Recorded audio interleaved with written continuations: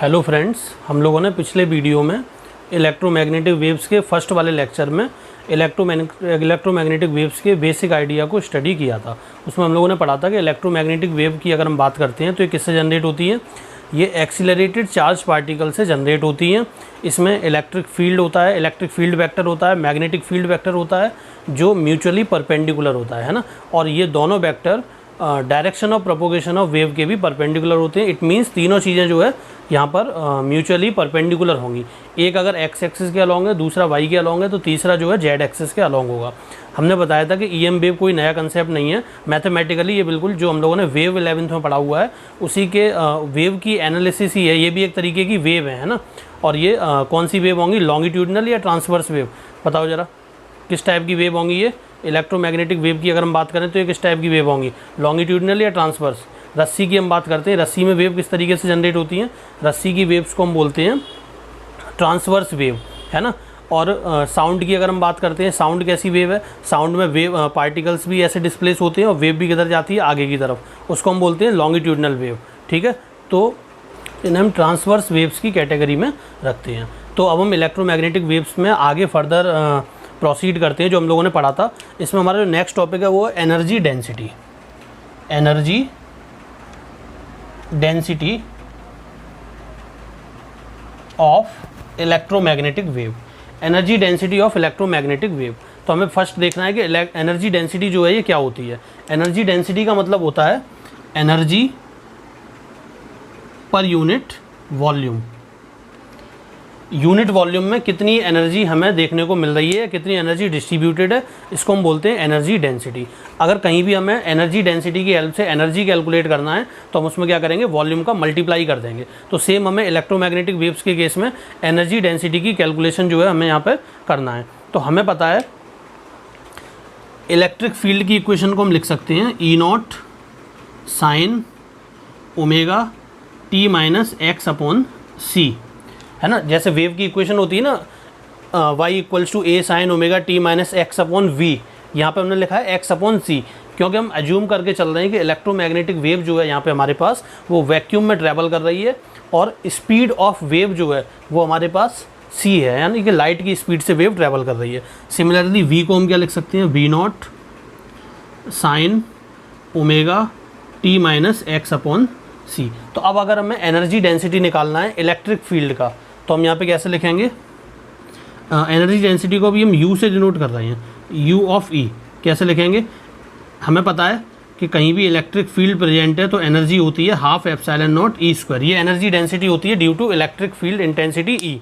कहीं भी अगर E electric field intensity present है तो हम वहाँ पर एनर्जी डेंसिटी लिखते हैं half epsilon naught E square. ये हम लोग इलेक्ट्रोस्टैटिक्स में पढ़ चुके हैं। एप्सिलॉन नॉट तब यूज करते हैं जब वहाँ पर मीडियम वैक्यूम या एयर होता है, और एप्सिलॉन तब यूज करते हैं जब कोई अनदर मीडियम होता है। तो ये हम लोगों ने इलेक्ट्रिक फील्ड इंटेंसिटी के प्रेजेंट होने की वजह से जो एनर्जी डेंसिटी है वो हमने यहाँ पे लिखा। इसी तरीके से मैग्नेटिक फील्ड की वजह से भी कुछ एनर्जी डेंसिटी होती है, उसको हम लिख सकते हैं म्यू बी, और ये होता है B square upon 2 mu naught. Naught suffix में हम इसलिए ले रहे हैं क्योंकि हम मान के चल रहे हैं कि वेव जो है हमारी वैक्यूम में ट्रैवल कर रही है यहाँ पर, या स्पेस में ट्रैवल कर रही है। अब सुनो जरा ध्यान से, अगर हम ये E की एवरेज वैल्यू रखेंगे तो हमें ये एवरेज एनर्जी डेंसिटी मिल जाएगी। अगर हम ये B की एवरेज वैल्यू रखेंगे तो एवरेज एनर्जी डेंसिटी मिलेगी। इसमें हम E की ये वाली वैल्यू पुट करते हैं तो ये निकल के आएगा epsilon naught upon 2 E naught square sine square omega t minus x upon c, sine square omega t minus x upon c. इसी तरीके से इसको हम लिख सकते हैं 1/2 म्यू नॉट, और बी स्क्वायर की वैल्यू हो जाएगी V naught square sine square omega t minus x upon c. इस तरीके से हम energy density for electric field and magnetic field दोनों को यहाँ पे हम लिख सकते हैं, ठीक है। अगर हमें एनर्जी कैलकुलेट करना है, तो हम क्या करेंगे, अगर एनर्जी कैलकुलेट करना है तो हम इसमें वॉल्यूम का मल्टीप्लाई कर देंगे। अगर हमें electrical energy associated with electric field calculate करना है तो इसमें हम क्या करेंगे, उस पर्टिकुलर वॉल्यूम का मल्टीप्लाई करेंगे जिस वॉल्यूम में हमें एनर्जी निकालना है। मान लिया वेव जो है यहाँ से यहाँ तक इस रीजन में ऐसे ट्रैवल करके जाती है और इससे रिलेटेड हमें एनर्जी निकालना है, तो हम क्या करेंगे, area into this particular length, ये वॉल्यूम होगा, उस वॉल्यूम का इसमें मल्टीप्लाई कर देंगे तो हमें इलेक्ट्रिक फील्ड से एसोसिएटेड एनर्जी मिल जाएगी। सिमिलरली अगर हमें मैग्नेटिक फील्ड से एसोसिएटेड एनर्जी चाहिए, हमें चाहिए energy associated with magnetic field, तो हम इस वॉल्यूम में इस यू बी में energy density of magnetic field में इस वॉल्यूम का मल्टीप्लाई करेंगे तो मैग्नेटिक फील्ड से एसोसिएट होने वाली एनर्जी हमें मिल जाएगी। तो ये तो हम लोगों ने एनर्जी डेंसिटी से एनर्जी कैसे निकालेंगे ये हम लोगों ने पढ़ा। अब हम बात करते हैं एवरेज एनर्जी की, है ना, या फिर हम बात करते हैं एवरेज एनर्जी डेंसिटी की। तो अगर हम यहाँ पे लिखें you average for electric field कितना होगा, ज़रा देखो, हमें पता है कि ये जो इक्वेशन है हमें मालूम है इस इक्वेशन की एवरेज वैल्यू कितनी होती है, इस इक्वेशन की एवरेज वैल्यू कितनी होगी ज़रा बताओ। ये इस वाले को नहीं, इस वाले को देखो, ये हमने इसका स्क्वायर करके ये लिख दिया ना, साइन स्क्वायर थीटा की एवरेज वैल्यू क्या होती है, साइन स्क्वायर थीटा की एवरेज वैल्यू ज़रा याद करो क्या होती थी, उसको हम लिखते थे 1/2, मतलब average value of sine square theta ये होती थी 1/2। ये हम लोगों ने एवरेज की फॉर्मूले से निकाली थी एसी सर्किट में। ये हमने साइन स्क्वायर थीटा का ग्राफ बनाया था, कुछ इस तरीके से बना था। अगर यहाँ पे केवल साइन स्क्वायर थीटा लिखा है तो यहाँ 1 मान लेते तो ये 1 हो जाता था। अगर अगर ए साइन थीटा लिखा था और उसका स्क्वायर कर रहे थे तो यहाँ पे स्क्वायर आता, फिर ये हो जाता ए स्क्वायर। तो एवरेज जो निकल के आता था a²/2 आता था। अब क्योंकि यहाँ पे ए की हम बात ही नहीं कर रहे, अभी हम केवल इसकी एवरेज वैल्यू लिख रहे हैं, इस पर्टिकुलर पोर्शन की एवरेज वैल्यू क्या होगी, तो हमें पता है कि साइन स्क्वायर थीटा की एवरेज वैल्यू होती है 1/2। अगर कहीं पे लिखा हुआ है a² साइन स्क्वायर थीटा तो इसकी एवरेज वैल्यू क्या होगी, a² का मल्टीप्लाई, बस यही तो, ये तो कांस्टेंट टर्म है। तो साइन स्क्वायर थीटा की एवरेज वैल्यू 1/2, हमने उस एवरेज वैल्यू को यहाँ पे पुट किया तो हमें average energy density related to electric field हमें कितना मिला, वो हमें मिलेगा ε0/2 E0² और इसकी एवरेज वैल्यू 1/2, तो ये हो गया 1/4 ε0 E0²। अब ध्यान रहे हमें कि ये जो हम लोगों ने E0 लिखा है, E0 is the maximum value of electric field intensity, या फिर हम बोल सकते हैं ये amplitude of electric field intensity है। सिमिलरली एवरेज वैल्यू हम निकाल सकते हैं मैग्नेटिक फील्ड के लिए, ये आएगा निकल के B0²/4μ0, ये भी 4μ0 हो जाएगा क्योंकि इसकी जो एवरेज वैल्यू होगी वो 1/2 होगी, उस 1/2 का हमने यहाँ मल्टीप्लाई किया तो ये निकल के आया। अब टोटल एवरेज एनर्जी कितनी हो गई, टोटल एवरेज हो जाएगा, इन दोनों को ऐड कर दो तो ये हो जाएगा 1/4 1/4 1/2 ε0 E0²। एक मिनट, सॉरी, ये 1/4 प्लस B0²/μ0 ये निकल के आएगा। हमने क्या किया, 1/4 कॉमन ले लिया, ε0 E0² B0²/μ0, ये चीज़ निकल के आई। अब इसको हम आगे कैलकुलेट करते हैं, देखते हैं किस तरीके से। तो अब अगर हम इसमें आगे की बात करें तो ये हमें टोटल एवरेज एनर्जी मिली, टोटल एवरेज एनर्जी कितना हुआ 1/4 ε0 E0² प्लस 1/4 B0²/μ0। हमें पता है कि E0/B0 इसका रेशियो होता है C, ये चीज़ हमें मालूम है। दूसरा हमें पता है 1/√μ0 ε0, इसकी वैल्यू होती है C। इन दोनों चीज़ों को हम यूज कर सकते हैं, तो यहाँ से हो जाएगा μ0 ε0 निकल के आ जाएगा 1/c², तो यहाँ से μ0 की वैल्यू आ जाएगी 1/ε0 c²। तो इन दोनों वैल्यू को, एक तो ये वाली वैल्यू और ये वाली वैल्यू, इसको हम क्या करेंगे, इसमें पुट करेंगे तो ये हो जाएगा 1/4 ε0 E0² प्लस 1/4 B0 को हम यहाँ से लिख सकते हैं E0/c, B0 हो जाएगा E0/c, तो ये हो जाएगा E0²/c²μ0। अब c²μ0 हो जाएगा 1/ε0, तो इसको हम आगे अगर रफ़ करेंगे तो इसको रफ़ करके लिख सकते हैं। देखो ज़रा,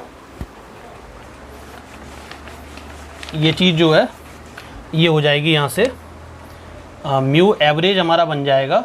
इसके बाद यहाँ पे ऐसे लिखा है, ये बनेगा 1/4 ε0 E0² प्लस 1/4 E0² और c²μ0, c²μ0 को हम लिख सकते हैं, क्या लिख सकते हैं 1/ε0। तो 1/ε0 जो यहाँ पे आएगा इसको हम ऊपर भेज देंगे तो ये एप्सिलॉन नॉट बन जाएगा। तो ये टर्म और ये टर्म सेम है, तो ये आ गया 1/2 epsilon naught E naught square.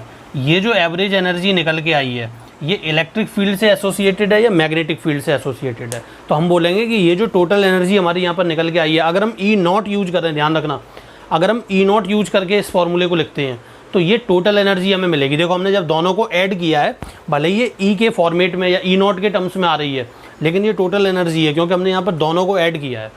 लेकिन अगर हम यहाँ पे केवल और केवल ई लिखते हैं तो वो इलेक्ट्रिक फील्ड से एसोसिएटेड एनर्जी हमें मिलेगी। यहाँ पे हम ई नॉट की बात कर रहे हैं और ई नॉट की, देखो ये केवल मैथमेटिकल याद रखने का तरीका है। जब हमने इस पूरे को सॉल्व किया और पूरा आंसर हम ई नॉट के टर्म में लेके आ रहे थे तो हमें ये देखने को मिला, ये हमारी क्या है, total energy.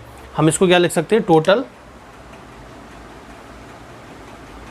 Average energy density. Total average energy density ये हमारी निकल के आ गई। अगर हम ई नॉट, और ये ध्यान रखना ई नॉट क्या है, एम्पलीट्यूड ऑफ इलेक्ट्रिक फील्ड। इसे हम म्यू नॉट के टर्म्स में भी लिख सकते हैं। देखो कैसे, इसको म्यू नॉट के टर्म्स में कैसे लिख सकते हैं, इसमें से हम क्या करेंगे, ई नॉट को एलिमिनेट कर देंगे। तो इसको हम ऐसे भी लिख सकते हैं, म्यू एवरेज हो जाएगा हमारे पास 1/4 एप्सिलॉन नॉट की वैल्यू, यहाँ से एप्सिलॉन नॉट की वैल्यू हो जाएगी म्यू नॉट सी स्क्वायर, ठीक है। ई नॉट की वैल्यू हो जाएगी वी नॉट इंटू सी, तो ये हो गया B naught square C square plus B naught square by 4 mu naught. C square से सी स्क्वायर कैंसिल हो गया, ये फिर से आ गया 1/2 B naught square upon mu naught. तो ये जो है ये भी क्या है, एवरेज एनर्जी। तो इसको हम कैसे लिख सकते हैं, half epsilon naught E naught square. ये फॉर्मूला हमें याद रखना है। टोटल की बात हो रही है, टोटल एवरेज एनर्जी डेंसिटी, उसको हम इस तरीके से भी निकाल सकते हैं और इससे भी निकाल सकते हैं, दोनों करेक्ट है हमारे पास, ठीक है। तो इसको नोट कर सकते हो, फिर हम इसको रफ कर देते हैं। तो ध्यान रहे, ये जो हम लोगों ने बात की थी ये एनर्जी डेंसिटी की थी। अगर हमें एनर्जी चाहिए तो हमें वॉल्यूम का यहाँ पर मल्टीप्लाई करना पड़ेगा, है ना, इस चीज़ को ध्यान रखना है। अगर हमसे बोला जाए कि इतनी एनर्जी डेंसिटी है, इसका मतलब होता है कि कहीं से भी हम यूनिट वॉल्यूम लेंगे स्पेस में तो वहाँ पर हमें इतनी एनर्जी प्रेजेंट मिलेगी due to electric field and magnetic field both. तो अगर हमें बोल दिया जाए कि इस पर्टिकुलर वॉल्यूम में कितनी एनर्जी होगी तो हम एनर्जी डेंसिटी में उस वॉल्यूम का मल्टीप्लाई कर देंगे, जैसा हम लोग इलेक्ट्रिक फील्ड इलेक्ट्रोस्टैटिक्स में एनर्जी डेंसिटी के केस में करते थे। हम लोगों ने कैपेसिटर में भी इसको कई बार किया था, ठीक है। तो अब हम आगे बढ़ते हैं। नेक्स्ट टर्म आता है हमारे पास इंटेंसिटी। इंटेंसिटी क्या होती है, intensity of EM wave. Intensity की अगर हम बात करें तो इसका क्या मतलब है, इंटेंसिटी होती है कि यूनिट एरिया पर, इसको हम ऐसे लिख सकते हैं इंटेंसिटी को, इंटेंसिटी हमारे पास होगी energy per unit area into time, या फिर एनर्जी अपॉन टाइम को हम लिख सकते हैं पावर अपॉन एरिया।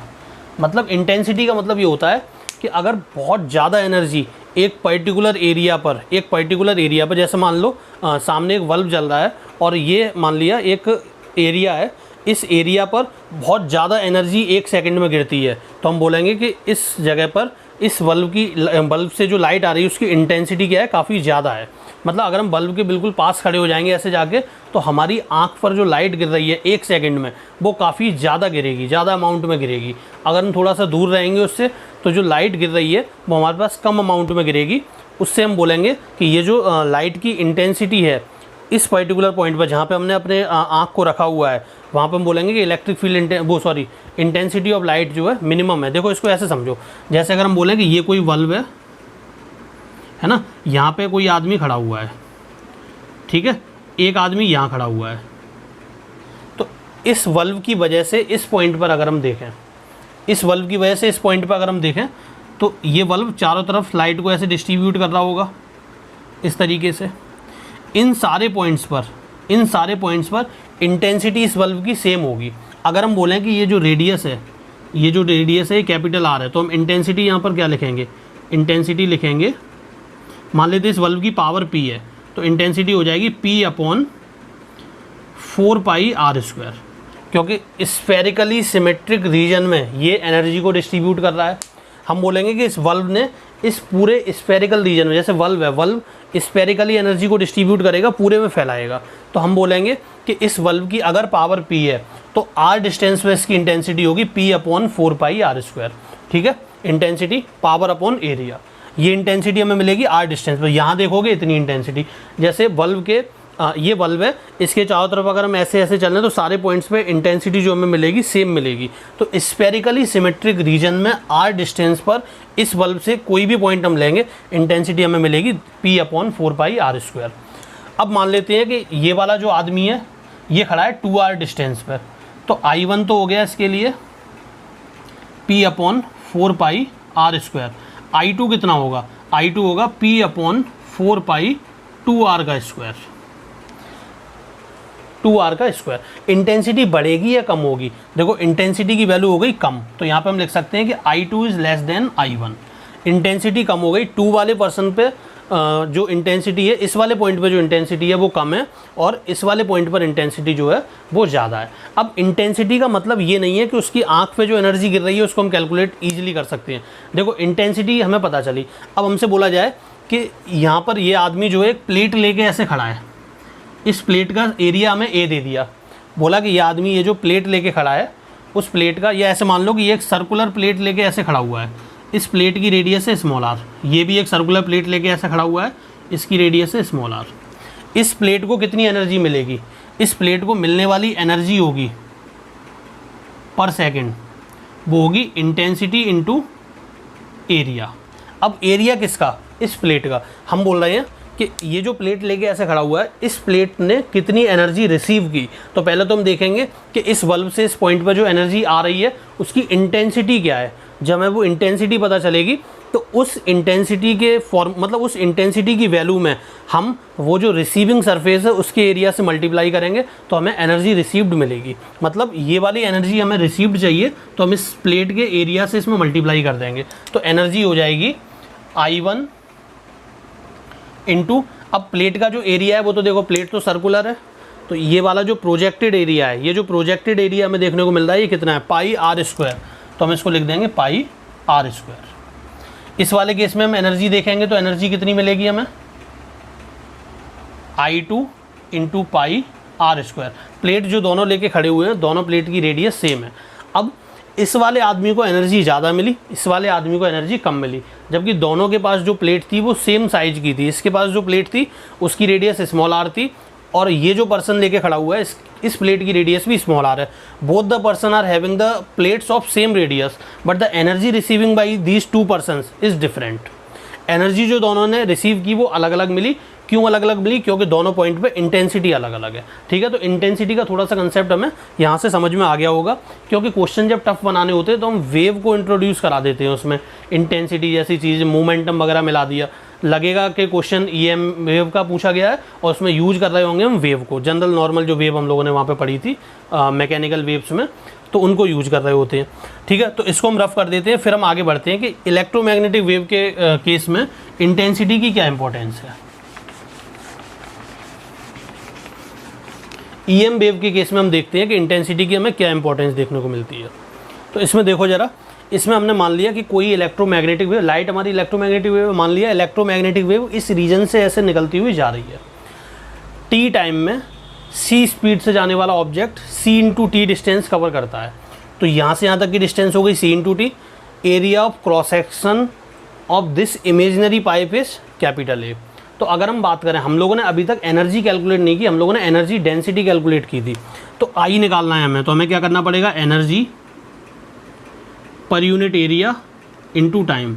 अब एनर्जी निकालने के लिए हमें क्या करना पड़ेगा, जो एनर्जी डेंसिटी थी उसमें वॉल्यूम का मल्टीप्लाई करना पड़ेगा इनटू वॉल्यूम, तब ये बनेगा एनर्जी। फिर इसमें एरिया इनटू टाइम का डिवाइड करना पड़ेगा। तो एनर्जी डेंसिटी हम लोगों ने कितना निकाला था, मान लिया उसको mu average. Average energy density अभी हम यूज कर ले रहे हैं, है ना, क्योंकि हम अलग अलग टाइम पे अलग अलग एनर्जी कैलकुलेट करेंगे तो सारे केसेस में फिर अलग अलग सारी चीज़ें मिलेंगी। टाइम के चेंज होने के साथ हमें पता है कि एनर्जी भी क्या हो रही है, चेंज हो रही है। तो अगर हम जनरलाइज स्टडी करना चाह रहे हैं तो हम एवरेज वैल्यू लेके चलते हैं। हमने मान लिया कि mu average is the energy density, average energy density. इसमें इलेक्ट्रिक फील्ड और मैग्नेटिक फील्ड दोनों इंक्लूडेड हैं। ठीक है, इनटू वॉल्यूम। किस पर्टिकुलर वॉल्यूम की हम बात कर रहे हैं? अगर हम टी टाइम की बात कर रहे हैं तो हमें पता है कि ये जो इलेक्ट्रोमैग्नेटिक वेव है ये इतना वॉल्यूम कंटेन करेगी। तो ये वॉल्यूम कितना हो गया? C t into A, distance कितनी? सी इंटू टी, एरिया कितना? A, divided by A into t. तो इससे ये कैंसिल हो गया, ये आ जाएगा म्यू एवरेज इंटू सी। ये हमारी इंटेंसिटी होगी। म्यू एवरेज की वैल्यू जो है वो हम लोग पहले ही निकाल चुके हैं, कितनी होती है? ऐसे लिख सकते हैं इसको, half epsilon naught E naught square into c, या फिर B naught square upon 2 mu naught into c. तो इस तरीके से हम इंटेंसिटी कैलकुलेट करते हैं, ठीक है। तो ये भी हमारी एक एवरेज इंटेंसिटी है, क्योंकि यहाँ पर हम एवरेज वैल्यू को यूज कर रहे हैं, देखो, है ना। तो ई नॉट और वी नॉट जब भी हम रखेंगे तो हम एवरेज वैल्यू कैलकुलेट कर रहे होंगे, ठीक है। इसको नोट करो, फिर हम आगे बढ़ते हैं। अब हम बात करते हैं मोमेंटम ऑफ इलेक्ट्रोमैग्नेटिक वेव।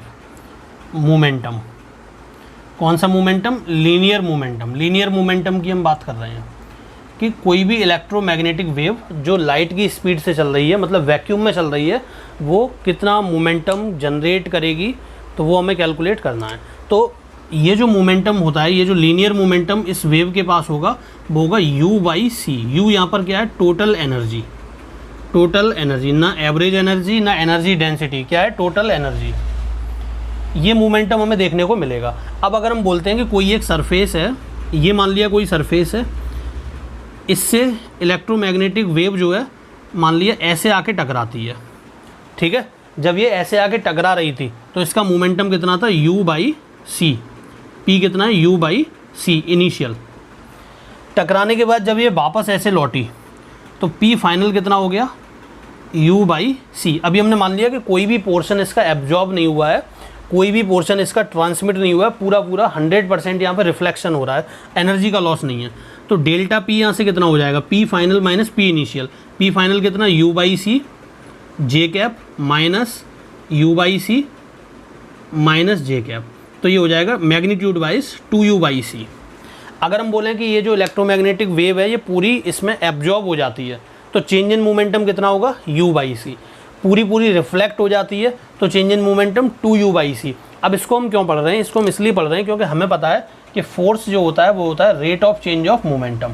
तो इसका मतलब ये है कि अगर टाइम के साथ मोमेंटम चेंज हो रहा है, if momentum is changing with time, तो वहाँ पर हम बोल सकते हैं कि ये जो इलेक्ट्रोमैग्नेटिक वेव है ये सरफेस पे एक फोर्स अप्लाई करेगी, ठीक है। तो हम यहाँ पे कह सकते हैं कि ईएम वेव जो होती है जब भी किसी सरफेस पे टकराती है तो उस सरफेस पे फोर्स अप्लाई करती हैं, या हम ऐसे बोल सकते हैं कि जब भी उनका मोमेंटम चेंज होता है तो वो एक फोर्स जनरेट करती हैं, ठीक है। जैसे हम लाइट की बात करें, लाइट जब भी किसी सरफेस से टकराती है तो उस सरफेस पे वो एक फोर्स अप्लाई करती है, और वो फोर्स हम इस तरीके से कैलकुलेट कर सकते हैं, ठीक है। तो इसको भी नोट कर सकते हो। तो ये होता है इलेक्ट्रोमैग्नेटिक वेव्स के केस में मोमेंटम, ठीक है ना। अब इसके बाद हम एक चीज़ और बताते हैं, देखो ज़रा, जब भी कोई इलेक्ट्रोमैग्नेटिक वेव किसी मीडियम में ट्रैवल करती है तो उसके रास्ते में एक रुकावट क्रिएट होती है, हिंड्रेंस क्रिएट होता है, जिसको हम बोलते हैं इम्पीडेंस। इम्पीडेंस जनरली क्या है? इम्पीडेंस वो हिंड्रेंस है जो इलेक्ट्रोमैग्नेटिक वेव के पाथ में जनरेट होता है। जैसे करंट के फ्लो को अपोज करता है रेजिस्टेंस, सिमिलरली इलेक्ट्रोमैग्नेटिक वेव के फ्लो को अपोज करता है इम्पीडेंस, हम बोल सकते हैं। उस इम्पीडेंस की वैल्यू जो है वो कितनी होती है उसको हम यहाँ पर डिस्कस करने वाले हैं, ठीक है। तो इसको नोट करो, फिर से हम आगे बढ़ाते हैं। तो इस इम्पीडेंस की जो हम बात कर रहे हैं, ये इम्पीडेंस जेड से डिनोट करते हैं। ये होता है mu R upon epsilon R, under root के अंदर mu naught upon epsilon naught. ये हमें देखने को मिलता है किसी मीडियम में जिसकी परमिएबिलिटी हमें रिलेटिव परमिएबिलिटी म्यू आर और रिलेटिव परमिटिविटी एप्सिलॉन आर दी हुई है। अगर हम किसी वैक्यूम में बात करें, इन वैक्यूम, तो ये जो जेड है एप्सिलॉन आर वैक्यूम के लिए 1 होता है, ये भी क्या होगा 1, तो ये आ जाएगा mu naught upon epsilon not. इसको जब सॉल्व करोगे तो ये कुछ आएगा 376 ओम के आसपास, ठीक है। तो एक वैल्यू की तरह इसको याद कर सकते हो, इसको नोट कर लो। अब हम इसके बाद कुछ और चीज़ें देखते हैं। जिस तरीके से हम लोगों ने पढ़ा था कि कोई भी वेव जो है, कोई भी वेव इक्वेशन अगर वेव को रिप्रेजेंट करती है तो वो कुछ इस टाइप की होती थी, del 2y upon del x square equals to करके V square del 2y upon del t square, इस टाइप से कुछ निकल के आती थी। तो सिमिलरली इलेक्ट्रोमैग्नेटिक वेव्स की इक्वेशन अगर वेव को रिप्रेजेंट करेगी तो यहाँ पर भी उसके लिए कुछ कंडीशंस होंगी, वो हमें दे रखी हैं। किस तरीके से, देखो ज़रा, del 2e upon del x square होगा यहाँ पर mu naught epsilon naught del two E upon del t square के इक्वल। ये वेव की जनरल इक्वेशन होती है, तो हम उसे इलेक्ट्रिक फील्ड वाला जो हमारा वेक्टर है उसको अगर हम वेव की फॉर्म में रिप्रेजेंट करना चाहते हैं तो वो इस इक्वेशन को सेटिस्फाई करेगा। आप लोग चाहो तो ई का जो हम लोगों ने फॉर्मूला लिखा था, ई क्या था, E naught sine omega t minus k x, ये था। इसको अगर हम 2 बार एक्स के रेस्पेक्ट में डिफरेंशिएट करें, 2 बार टाइम के रेस्पेक्ट में डिफरेंशिएट करें, तो हम देखेंगे कि ये इक्वेशन को ये चीज़ जो है सेटिस्फाई करेगी। इसी तरीके से हम लिख सकते हैं del two B upon del x square mu naught epsilon naught del two B upon del t square. तो ये दोनों इक्वेशन जो है, इन दोनों को, ये दोनों वेव की जनरल इक्वेशन है, उसको इलेक्ट्रिक फील्ड और मैग्नेटिक फील्ड की इक्वेशन क्या करती हैं, सेटिस्फाई करती हैं। बताओ जरा, ये इलेक्ट्रिक फील्ड की इक्वेशन हमें ये दी हुई है omega t minus k x. Wave किस डायरेक्शन में ट्रेवल कर रही है, ये वेव प्लस एक्स एक्सिस की तरफ ट्रेवल करेगी। अगर यहाँ प्लस होता तो ये वेव माइनस एक्स एक्सिस की तरफ ट्रेवल करती। मतलब इसका एक्स का और इसका कोफिशिएंट अगर के एक्स माइनस ओमेगा टी, हाँ, इन दोनों का कोफिशिएंट अगर सेम है तो वेव किधर ट्रेवल करेगी, नेगेटिव डायरेक्शन में। अगर इन दोनों का कोफिशिएंट अपोजिट है तो वेव पॉजिटिव एक्स डायरेक्शन में ट्रेवल करेगी। ये हम पिछले वीडियो में पढ़ चुके हैं ये चीज़। ठीक है, तो हम लोगों ने क्या देख लिया कि अगर x का और ओमेगा का कोफिशिएंट सेम साइन का है ना, सेम साइन का अगर है तो वेव किस डायरेक्शन में ट्रेवल करेगी, नेगेटिव डायरेक्शन में। अगर इन दोनों का कोफिशिएंट अपोजिट साइन का है ना, वैल्यू सेम नहीं, साइन अगर अपोजिट है तो वेव जाएगी प्लस डायरेक्शन में, पॉजिटिव डायरेक्शन में। अगर x है तो पॉजिटिव x डायरेक्शन में, अगर y है तो पॉजिटिव y डायरेक्शन में। ठीक है, तो ये सारी चीज़ें हम लोगों ने देखी। हमें एवरेज एनर्जी पता चली, एनर्जी डेंसिटी कैलकुलेट करना समझ में आ गया। ठीक, तो हम लोगों ने एनर्जी डेंसिटी या इलेक्ट्रिकल एनर्जी डेंसिटी कितनी लिखी थी, जरा बताओ, हाफ एप्सिलॉन कितना लिखा था, इलेक्ट्रिकल एनर्जी डेंसिटी ये लिखी थी। इसी तरीके से लिखा था क्या, electrical energy density. Magnetic energy density क्या लिखा था, B square upon 2 mu, medium के लिए, इन मीडियम। इन वैक्यूम या इन एयर हम क्या लिख सकते हैं, half epsilon naught E square half B square upon mu naught. ठीक है, यहाँ पर हम ई और बी यूज कर रहे हैं, ई नॉट और वी नॉट यूज नहीं कर रहे। ठीक है, तो यहाँ पर हम टाइम के टर्म्स में वैल्यू रखेंगे। अगर हमें एवरेज चाहिए, अगर हमसे बोला जाए किसी मीडियम में एवरेज एनर्जी डेंसिटी क्या होगी, तो एवरेज एनर्जी डेंसिटी होती थी, एवरेज की अगर हम बात करें तो होती थी 1/4 एप्सिलॉन नॉट, या मीडियम में ले रहे हैं तो एप्सिलॉन ई नॉट स्क्वायर। ये कितना होता था, 1/4 B naught square upon mu naught. इन दोनों को ऐड कर दोगे तो टोटल एवरेज एनर्जी निकल के वहाँ पर एनर्जी डेंसिटी निकल के आ जाएगी। उसे एनर्जी में कन्वर्ट करना है तो हमें वॉल्यूम का मल्टीप्लाई करना पड़ेगा। तो ये इस तरीके से हम लोग इसको सॉल्व कर सकते हैं। इसके बाद अब हम आगे बढ़ते हैं न्यूमेरिकल्स पे। ठीक है ना, तो जैसे क्वेश्चन हमें दिया हुआ है 5% power of 100 watt light bulb converted into visible radiation, what is the average intensity of visible radiation at 1 meter and 10 meter. ये क्वेश्चन हमें दिया हुआ है 1 मीटर और 10 मीटर पर हमसे इंटेंसिटी पूछा हुआ है और 100 वॉट का बल्ब दिया हुआ है। इसकी 5% पावर जो है वो विजिबल रेडिएशन में कन्वर्ट होती है। तो 100 वॉट का 5% हो गया 5 वॉट, 5% कितना हो गया 5 वॉट। इंटेंसिटी होती है पावर अपॉन एरिया। पावर कितनी हुई 5 वॉट, एरिया कितना, बल्ब जो है यहाँ लगा हुआ है इससे 1 मीटर की डिस्टेंस पे, तो ये ऐसे कवर करेगा स्फेरिकली सिमेट्रिक रीजन में। कितना एरिया कवर होगा 4 पाई आर स्क्वायर, तो 4 पाई 1 का स्क्वायर। ये तो हो गया 1 मीटर पे। इंटेंसिटी अगर 10 मीटर पे चाहिए तो क्या होगा पावर अपॉन एरिया, पावर कितना 5 और एरिया कितना 4 पाई इंटू 10 का स्क्वायर। ठीक है, तो इस तरीके से हम इंटेंसिटी कैलकुलेट कर सकते हैं। वैल्यू रख दोगे तो आंसर आ जाएगा, ये आ जाएगा शायद कुछ 0.4 वॉट पर मीटर स्क्वायर, ये आएगा 0.004 वॉट पर मीटर स्क्वायर। इस तरीके से निकल के आ जाएगा। ठीक है, तो अब हम एक अगला क्वेश्चन नोट करते हैं, इसको रफ कर दे रहे हैं ज़रा।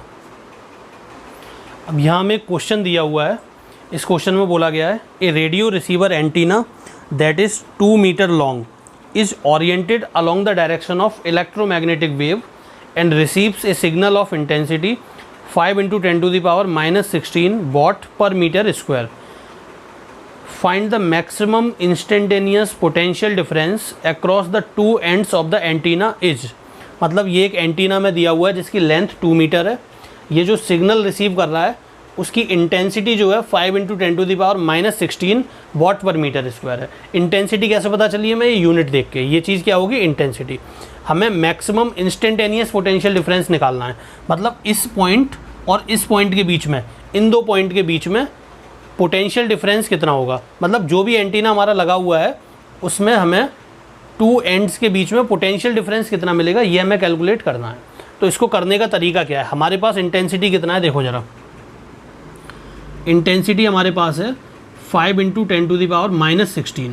अगर हमें ये पता चल जाए कि यहाँ पर उस पर्टिकुलर टाइम पे इलेक्ट्रिक फील्ड कितना जनरेट हुआ, अगर हमें पता चले कि उस पर्टिकुलर टाइम पर इलेक्ट्रिक फील्ड कितना जनरेट हुआ, और क्योंकि यहाँ पे मैक्सिमम पोटेंशियल डिफरेंस पूछा है तो हमें पता करना है कि मैक्सिमम इलेक्ट्रिक फील्ड कितना जनरेट हुआ।